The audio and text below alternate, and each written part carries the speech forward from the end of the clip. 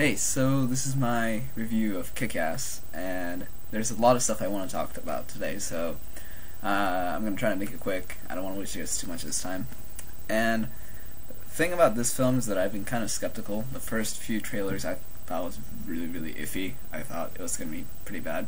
And even when I was feeling a little bit more hopeful after the last few trailers, especially those Red Band trailers.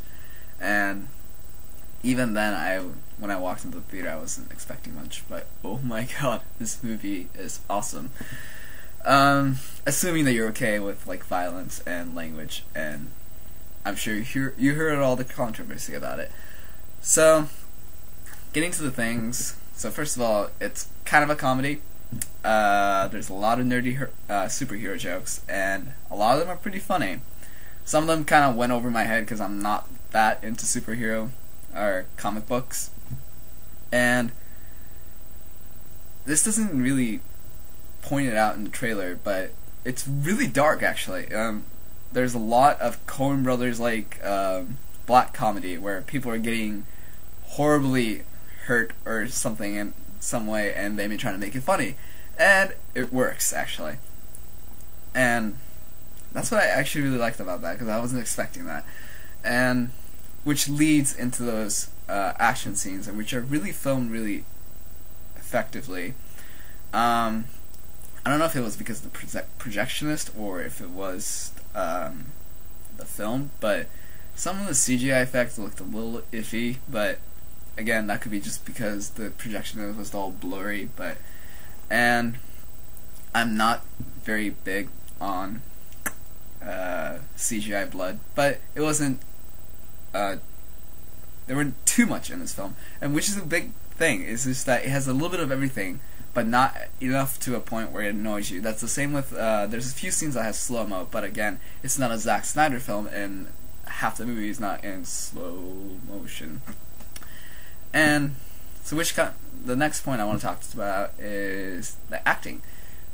Everybody's good. Aaron Johnson, which I thought was going to be one of those annoying, nerdy teenagers, he does a really good job, and I didn't even know that he was British until after I see the film, and he does a really good accent, and he was really good.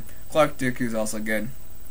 Chloe Moritz, she's awesome as Hit Girl, and Christopher Mintz-Plasse is playing a bit of a different role in this as Red Mist, and he was really good too.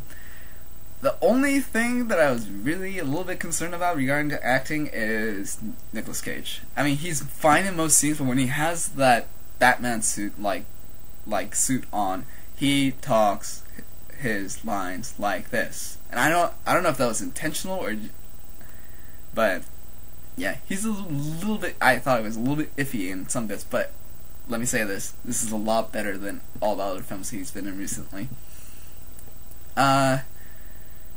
So towards the end of the film, it becomes a little bit predictable. You can guess what was gonna happen, but again, the other stuff that's in the film is too good for you to take that as a big knockoff for the overall enjoyment of the film.